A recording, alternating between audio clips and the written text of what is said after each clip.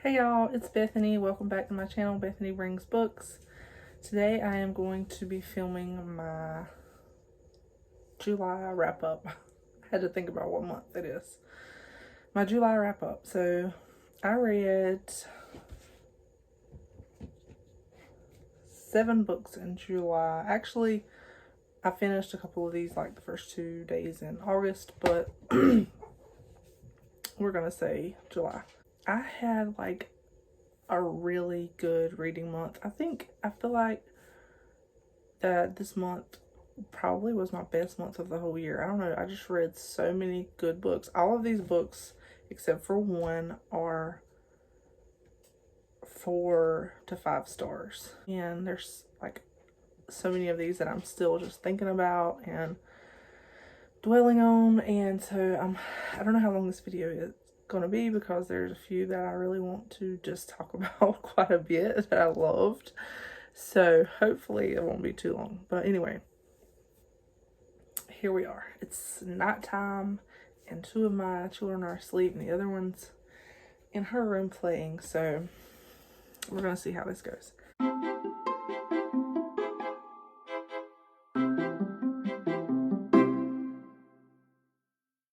So anyway, let's get started. So this book is one of the first books I read this month, or last month, July. The Bears on Hemlock Mountain. It is a Newbery Honor book, and it is super skinny. Like, I ordered this off of Book Outlet. I didn't realize it was like such a really thin book. It's like it's a chapter book, but it's really little chapters, and it has illustrations in it. This is by Alice Dalglish. I'm not sure how you say that, but it was a really cute book about a little boy who he's talking about how his family it opens up and he's just kind of talking about his family and how his mother cooks for the family. And so I think they're gonna have like family over, and his mama tells him to go get a big pot from a relative on the other side of the mountain. And so he is telling himself all the way across that there are no bears on Hemlock Mountain, because he's scared that there are bears on Hemlock Mountain. So it's a cute little read. It was fun, and I think I gave it either 4 or 5 stars on Goodreads. It would be really cute for children to read when they get like in to where they're able to read little chapter books like this. Then I read Encounters with Jesus by Timothy Keller. I read this, I believe, in May and July. I think I started it in May.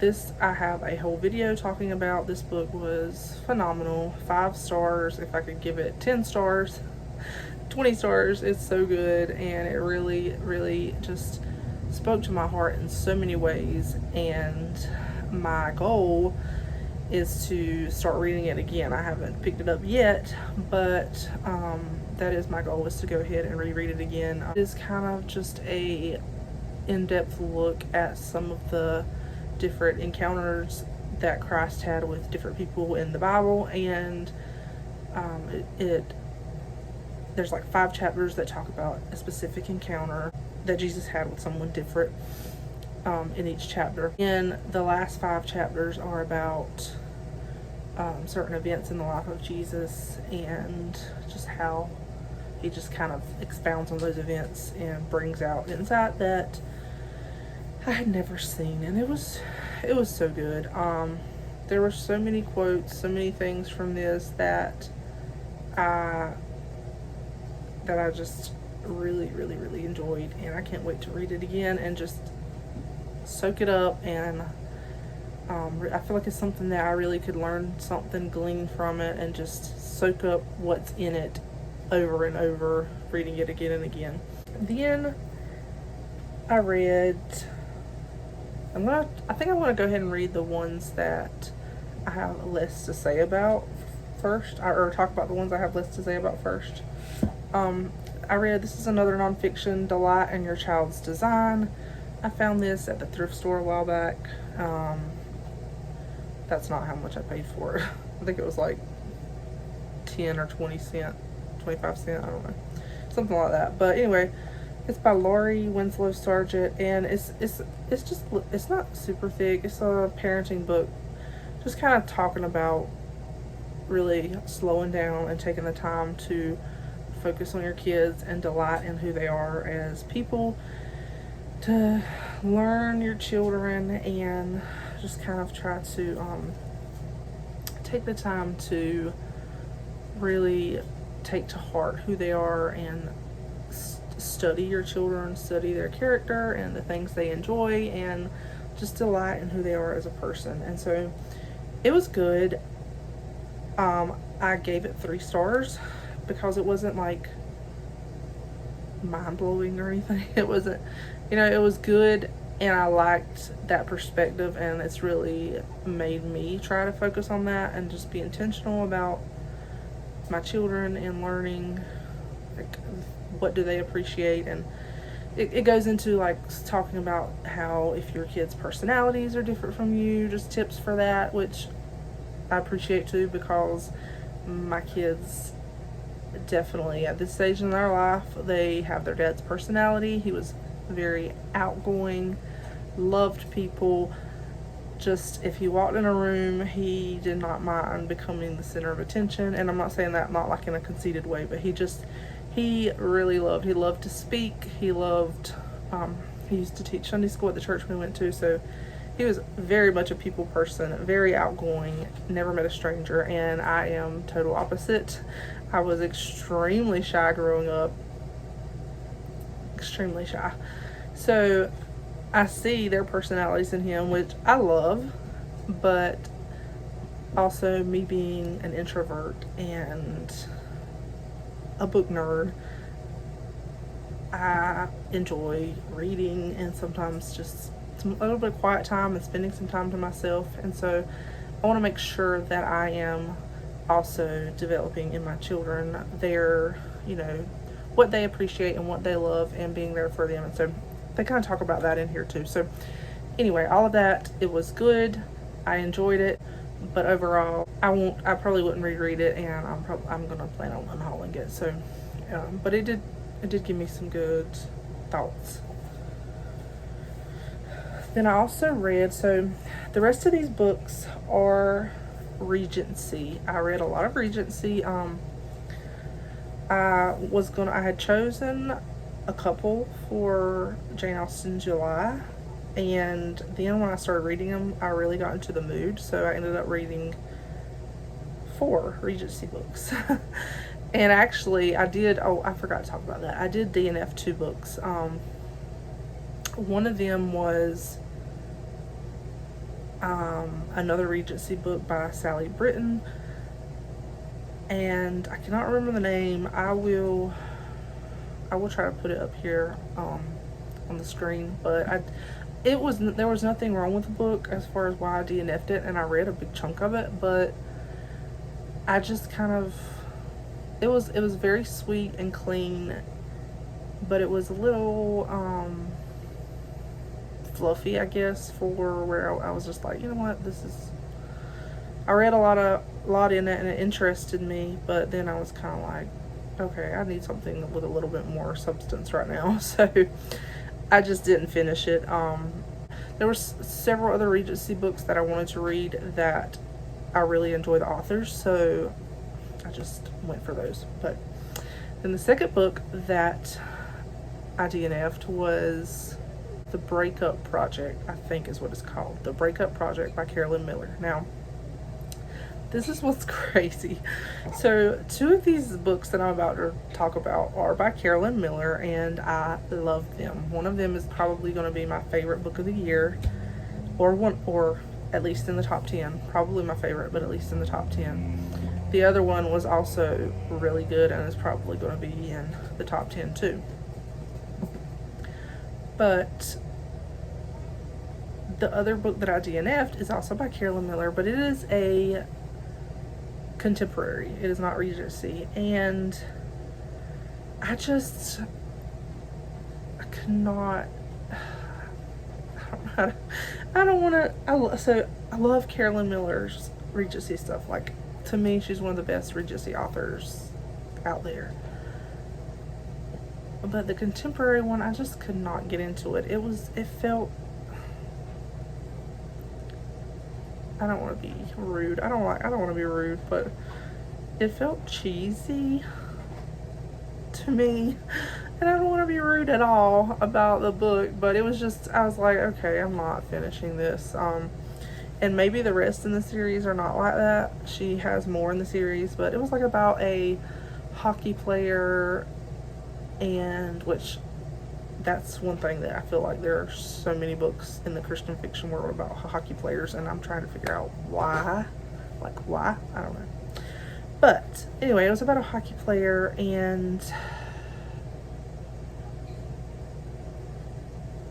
the female character, I think she works in a daycare if I remember right, and her brother is also a hockey player. So her brother is dating a girl that she thinks is really bad, and she feels like he's like falling away from his faith now that he's getting into the world of hockey and becoming famous. And so she is concerned about him, so she starts talking to his friend, and it's just kind of trying to like break up her brother and his girlfriend. And anyway, it's that story, and they end up falling for each other. But anyway, I DNF'd it because I just couldn't get into it. I felt like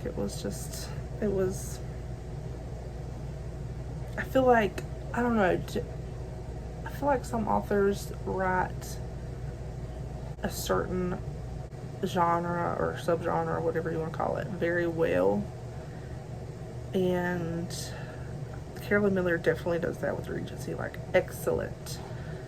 But I just didn't like the contemporary romance. So that being said, let me get back to what I did read. So before I talk about the 2 books I read by her, I am going to talk about this one by Jane Austen.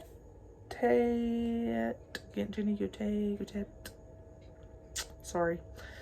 I've talked about her in a few of my videos. This is the 3rd book in her Clavering Chronicles series. This series follows a set of siblings in the Regency time period, and this last one is about George Clavering, the younger brother. I gave this 4 stars, I think, on Goodreads. It was good. It's not Christian fiction, it's clean fiction. Very clean, like super clean. And it was really good. So George Clavering is still kind of he's like in that time of life where he's still not ready to get married. He's just enjoying his freedom. His brother's kind of like trying to encourage him to start taking care of some of his own affairs and handle his own things, because their parents died, or their father died years ago, and so the older brother has kind of been managing things, and so now he's trying to get George, like, you need to start stepping out on your own. And so he's not interested in marriage, but he begins to try to be a little more mature. And anyway, he's at this ball, and he comes into contact with Lady Alice St. Clair. And so he overhears her talking to herself about someone that she's like observing on the ballroom floor, and her and him kind of make up this bet that this couple will get together. So he has a close friend that she thinks one of her friends would make a good match for, and so they kind of throw out this bet that like they will or they won't work out. She bets that they will work out, and like that they would be perfect for each other, and that they would get married. And he goes like completely opposite. Like, no, he knows his friend really well, and he's like, he's not ready to get married. His name is, or they call him Duck, because I think his last name is Duckworth. And so he's like, Duck is definitely not ready to get married, and he wouldn't marry her anyway, because he doesn't think that she's the type of girl that Duck would be interested in. Later on, he's like at the men's club with his friends, and whatever it is that they had back then. I can't remember what they're called. But anyway, the conversation comes up about Alice, whom he made the bet with, Lady Alice. And she has been out for several seasons and has chosen, she's like adamant that she's never going to get married. She doesn't want to get married. She has her own money and wealth, and she wants to be independent and free, and she doesn't want to tie herself down to a husband and lose her freedom. The topic of her comes up at this gathering after the ball amongst the men, and they throw out a bet that she will be married by the end of the season. So he started it.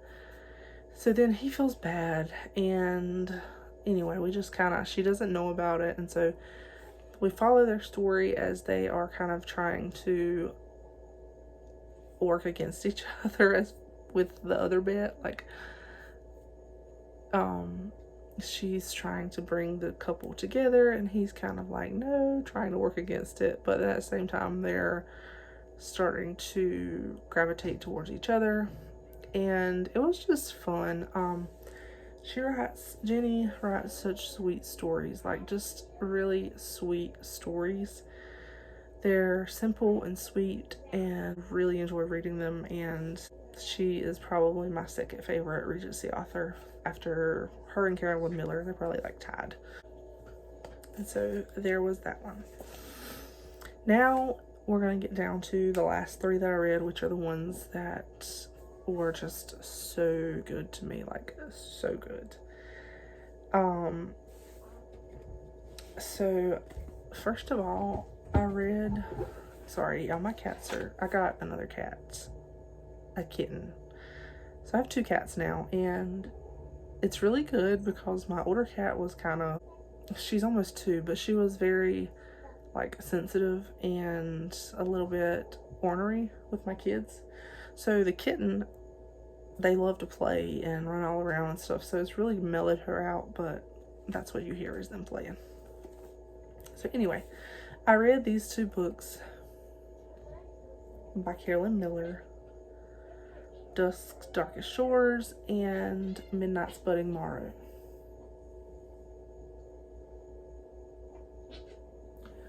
But y'all, I committed the horrible act in the bookish world of reading the second book before the first. So I actually started on this one first, and then one night I was in my room and I was like doing something. I was trying to get my baby to sleep, and so this book was laying there beside my bed, and I was like, I wanted something to read while I was trying to get her to sleep. So I picked it up and started reading it, and then I was like immediately hooked. So I actually finished this one first. This one is the one that I just finished that I gave 5 stars, and I was like, it was so good. So anyway, I read them out of order, but I will say that it was fine. There's no spoilers. I think there's like a brief one-time mention in each book of the main male character in the other book. So I think they may have known each other from the military, and so there's just like a very brief mention. No spoilers whatsoever. You could read them as a standalone. So anyway, this one first, Midnight's Budding Morrow. I gave this 5 stars on Goodreads. So this book follows Sarah Drayton, who it opens up at a ball, and one of her friends invites her to come. Sarah lives with her aunt and uncle, and one of her friends invites her to come stay with her on their like crumbling estate. They have like an actual castle, and it's crumbling, and they're not royalty, but I think their father built the castle, not their father, one of their ancestors built the castle because he was wealthy and he wanted like a castle and an estate or whatever. I mean, this ball, she encounters her friend's brother. Her friend, I don't say her name, but anyway, her friend's brother's name is James. This encounter is it's like he's drunk, and it's definitely not the best first encounter. It was just a bad start.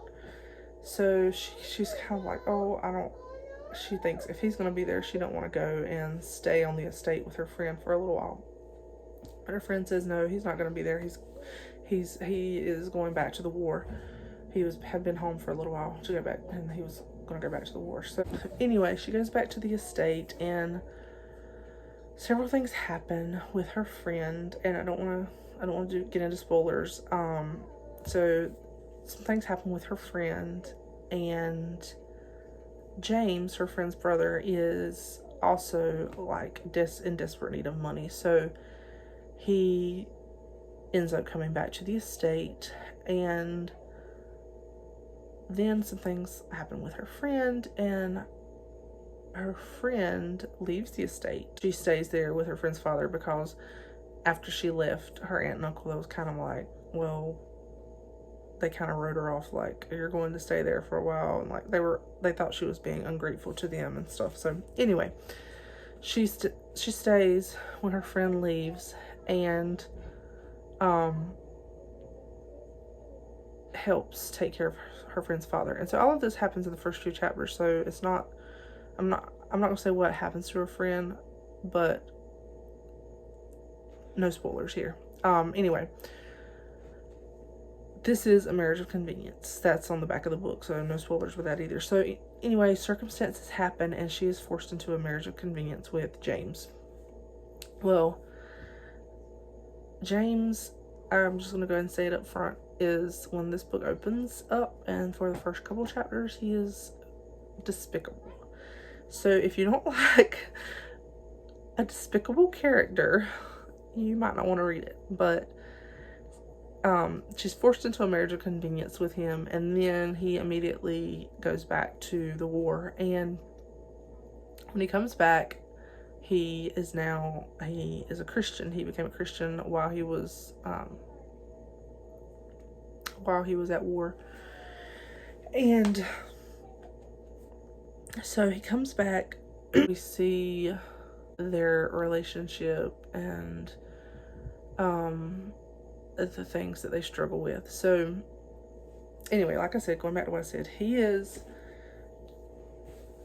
in the first few chapters, he is very, very, very unlikable character. Not through the whole book, but just in the first few chapters, because he's just not a good person. And he has like a whole backstory. You know, he's alcoholic. His mother passed away, and just some things with that. He turned to alcohol. I didn't have a problem with it because I like seeing characters who experience redemption, and we clearly see that in him. She developed this very well. We see him truly change, and it's not an overnight thing. Like when he comes back from the war, he's definitely changed in a lot of ways, but at the same time, it's believable, because he still struggles with anger, and he still struggles with saying things he shouldn't and feeling ways he shouldn't. And so I really appreciated that aspect too, is that he doesn't come back instantly, you know, changed in every way. He is definitely very changed as far as he's not he's like chosen not to drink anymore, and he's learning to be a Christian, I guess is how I should say it. He's learning grace. And so anyway, I hope all of that made sense. I don't want that to turn you off the book, because it didn't bother me. Like I think it made the book more real and relatable. So anyway, he comes back from the war, and they begin trying to like work out their relationship and figure out where they're going and what they're doing. And she already from the start struggled with some feelings of like inadequacy and not being wanted. And so after he comes back, he is sick for a while from the war. He has like this weird fever, and he's sick for a while. And so anyway, this circumstance leads to another circumstance which causes a loss in their life, and this loss sends her into depression. And so we see that journey. We just see her fall into this depression and kind of walk through this place where she's trying to find her place as a wife and trying to just figure out her place in the world, and she's depressed. And anyway, that was the big themes of the book. There was like a large theme of depression and mental illness, and this book was really different than anything that I've read in Christian fiction. I don't want to say it's dark in the sense of like evil. It wasn't dark in that sense, but it was a heavier book, I guess, is what I'm trying to say. It was a heavier book. If you're sensitive to stuff like that, then it might be a heavy book for you to read. I'll try to do trigger warning, but there is, I don't know how to do it without doing spoilers, but there is child loss. And I don't want to do spoilers with that, but that is a major thing in the book, which I think would be very difficult for someone who's walked through that. It was difficult for me to read. I cried, and I know someone who's gone through that, it would probably be hard for them to read. So just trigger warning, it does deal with infant/child loss. Anyway, and then just the heavier themes. And as someone who has walked through days of depression, and my husband walked through depression, I could relate to her feelings. Like, you're in her mind, and you see like how she just feels unwanted and no purpose and worthless. And I got it, because I've been there, and that's how depression will make you feel. Like, depression makes you feel like you're worthless and you're unwanted and uncared for. And I could see it. Like, she wrote it so well, I could see it in her. And it's also interesting too, to me, how she has her struggles, Sarah has her struggles with feeling insecure and unwanted. And James also has this struggle just because of his mother's death and how his father has treated him. But they both deal with it in different ways. Like, he dealt with his with alcohol. Then he comes to Christ, and he still struggles with it, but he didn't fall into the depression like she did. There's my kitty.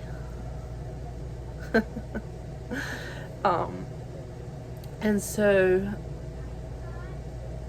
it was just, I don't know, there were so many things about it that spoke to me. I could see and feel where she was at. And it also deals, another trigger warning, it also deals with suicide attempt. So again, I don't want to be spoilery for the book, but it does deal with like suicide and just the things that kind of came along with that in those days. Anyway, it was good. It was really, really good. I'm so glad she tackled this topic. She said in her author's note at the end that this book, she said it wasn't hard for her to write, but it was really hard for her to get it published. And I can see why, because it does cover heavier themes. And I mean, we see like the melancholy and the depression that she goes through. But at the same time, for someone like me who has been there, I just connected with it so much. I understood her, where she was at and what she was feeling. And someone that hasn't been through it might would read it and think, why is she acting like this? Or like, why don't she just get over it? But if you've been through depression and self-esteem issues, then you'll understand it. Anyway, in the end, it just follows there as he begins to fall in love with her. And a little bit in the ending that frustrated me, because I felt like there was a couple of things that he was really dense about, and like if they would have just communicated, it would have been worked out. And so that aspect I almost would have brought it down to 4 stars, but I felt like I couldn't, just because the depth of the book was so rich.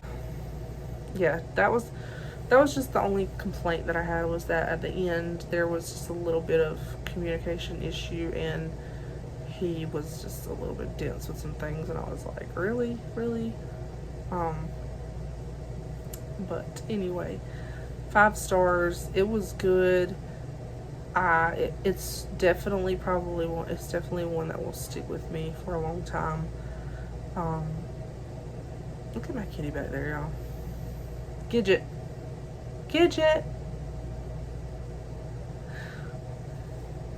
Come here. And then the first one. So this one just, it was so good, y'all. So good. 5 stars, 10 stars, so good. It took me a few chapters to get into it. I will preface this with that, because if you pick it up and you think, I don't really think I'm going to get into this, just give it a few chapters, because it did take me a few chapters to get going. The first few chapters were a little bit slow, but once I got into it, oh man, it is a sweet story. Just a powerful story, really.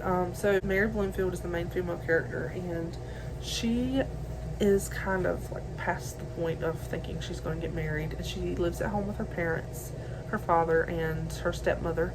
She helps her father out. Her father's a doctor, and she like helps him mix up his medicines and things, and goes and helps do visits at times, and just she helps her father out as he does his doctoring. And so this man comes home from the war named Adam, this young man, and he has been blinded in the war. And so they make some visits to him. At first he's very depressed, and he's blind, so he's kind of like, what am I going to do? I'm blind. Like, how am I going to do anything on this farm? How am I going to be a farmer? And so her father he asks her to go and try to just start helping him get up and learn how to walk and kind of train himself to adapt to his blindness. He is trying to find ways to help him adapt, like getting a dog and using a stick and things like that. And so it's really, I don't know, it's just really fascinating seeing that aspect, and of her trying to help him adapt to being blind in that time period. It was so good. Like, it was sweet and simple, but yet it had so much spiritual depth to it. Like, Carolyn Miller, she writes, the faith in her books is just so rich, and this one, it was so good. It was probably one of the best, really, faith-wise. The content was so good, because throughout all of this, Mary herself has questioned whether God still heals. You know, the church at that time really, for the large part, didn't think that God still performed miracles, and so she's grappling with that and trying to figure out like what her beliefs are on that. She believes that God does still perform miracles, and she's just trying to like deal with all of that.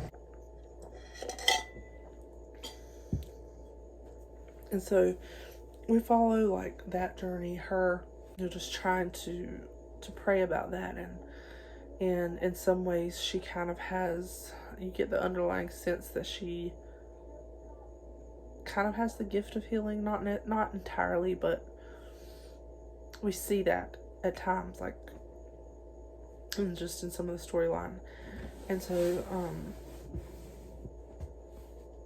and then Adam is also kind of grappling with the same question, because he wants to be healed of his blindness, and so he's questioning, does God still heal? Will God heal? And all of that was really interesting for me to read, to watch, and to see that theme brought out in the story, and because it's still relevant today, because I know there are people who believe that God does not, like, that miracles don't still happen, which I firmly believe they do. I've seen them happen, and I just really enjoyed reading that in this book. Mary and him began to grow close in their relationship with each other, and at the same time there's also like a little a side story about a young lady who deals with an assault, and so I would say another trigger warning is it's nothing, it's not, you don't have details as far as like you don't see it happen, details like that. It's a sad story about a young lady that she's helping care for, and so that is in there. And that's kind of like a sad story that's going on, and there's also like sheep going missing, and so there's kind of a few things like that are happening too in the village. But anyway, I hope all of that makes sense. The ending, y'all, was so sweet. Like the last chapter, or the next to last, like right at the end, whenever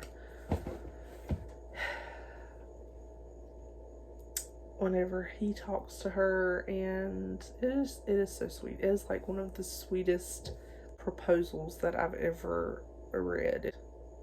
Just the ending scene and their conversation, and it was just sweet. It was so sweet. Like what he said to her and how he handled everything. I was like, my heart. It was one of the sweetest things that I have read in a long time, like, and that I can remember. It was so sweet. So this was definitely 5 stars, y'all. It was so good. And let me see, I have a sticky note. What's it about? She's talking about the minister and his sermon. She says, where was the talk of faith in God? Where was the belief God might actually intervene in people's lives and surprise with his miraculous power? How could someone be a minister of God and not believe God could actually minister? So that quote was, I thought that quote was like really interesting. That was just a good quote. But yes, it's so good, y'all. So good and so sweet, and I loved it so much. It was really good. I don't know how to explain it. It was just good. Just a sweet, good read.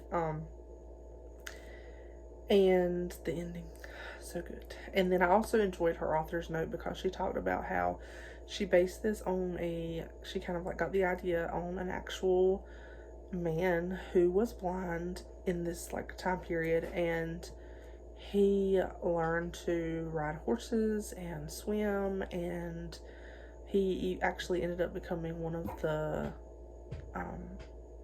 he like helped develop some of the roads somewhere in England. So she said she kind of got the idea for him from that man. And she also talks about miracles and some of the miracles that her like church has seen and people she knows, and I really enjoyed reading that. So this book, y'all, Faith, excellent, just so good, so good.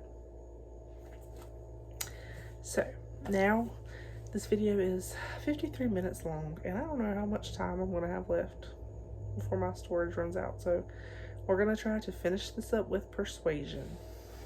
See how it goes. So Persuasion, I read this for Jane Austen July, and I actually have quite a few little notes. See, y'all?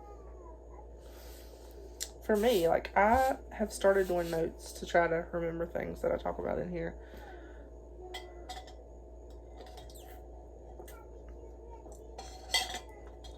And I had quite a few. So this is the first Jane Austen that I've ever completely read. And I was so surprised because I really wasn't sure how much I was going to like this, like if I was really going to get into it. And the first few chapters did drag a little bit, and I was kind of pushing through the first few chapters, but then it's like the first 3 chapters, once you get into it, and the family moves, then things start happening, and I was hooked. I was like, okay, I gotta see what happens next. So it was really good. It was so good. It was much better than what I thought. it was something that I definitely had to read a little bit slower and kind of focus on and look up words and stuff. But for one thing, I enjoyed reading something, like reading it and thinking about that it was actually written then, like early 1800s. You actually get a look into that time period from someone who was living in that time period. And so that was one thing that really fascinated me. And then just the dry humor and the sarcasm and wit and like the funny aspects of it, that was just funny to me. There were parts where I was laughing. I was like, oh my goodness, this is funny. I'm sure y'all know what Persuasion is about. It's this young lady named Anne whose family, her father decides to, because of like financial issues, her father decides to rent out their home estate and move to a place in Bath, I think. Years ago, she turned down a marriage proposal from Captain Wentworth, and he has still not forgiven her for this. And so anyway, before she doesn't go to Bath with her father. She goes to stay with her sister for a little while, and comes to find out that the people who end up renting from her family's estate are an admiral and his wife is Captain Wentworth's sister.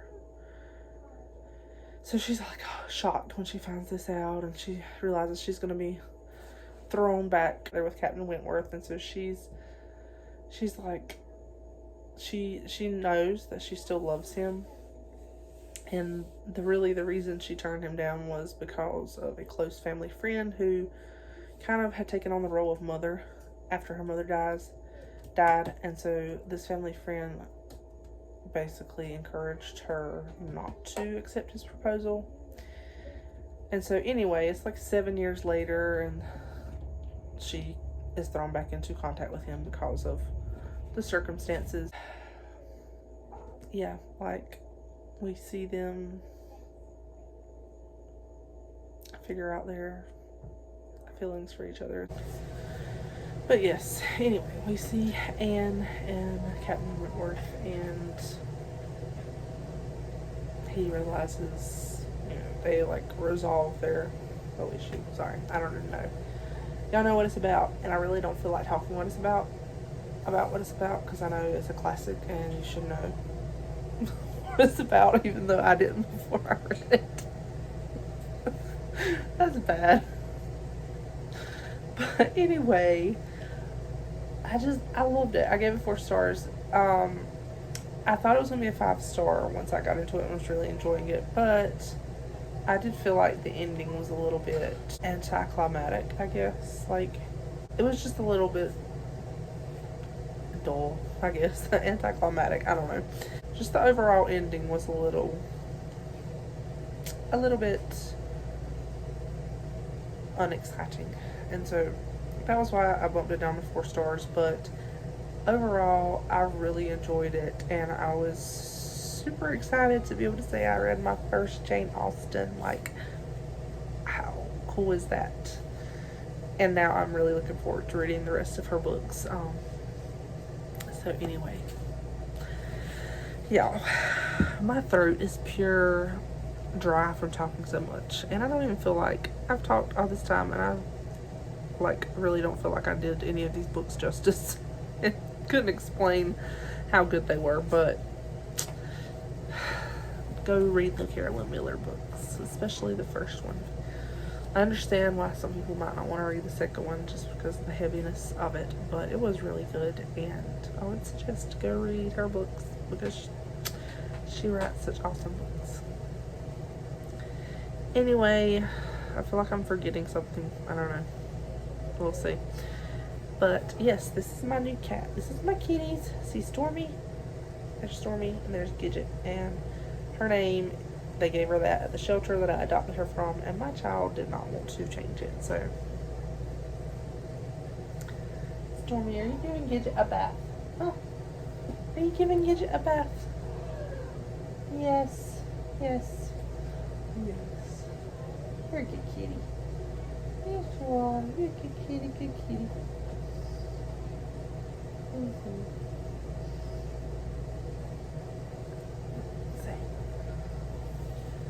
Say hello. Hello. Say, Mom, what are you doing? What are you doing? What are you doing?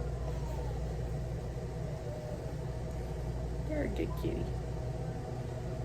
Yes, you are. I'm gonna sit in my lap now. Gidget. Come here. Come here. Come here. I'm going to show you to everybody. Come on.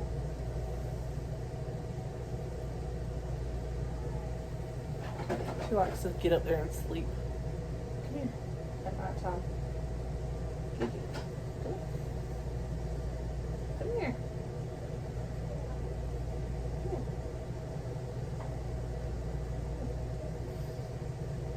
This is Gidget. See? Say hello, hello. Look, her face is like half orange, half tabby. She's so pretty. Look at her. Her coloring is just like gorgeous. She's gonna be a gorgeous cat when she gets. She's a beautiful kitty, but when she gets older, she's gonna be gorgeous. She was 7 weeks old when we adopted her. We got her like about a week ago, a little over a week ago. I adopted her from the shelter, and she's so pretty. My kids love her, and I love her. You're a good kitty. Say, I'm a good kitty. Alright, y'all. Me and my cat's here. Okay. Anyway, I will talk to you guys later. Bye.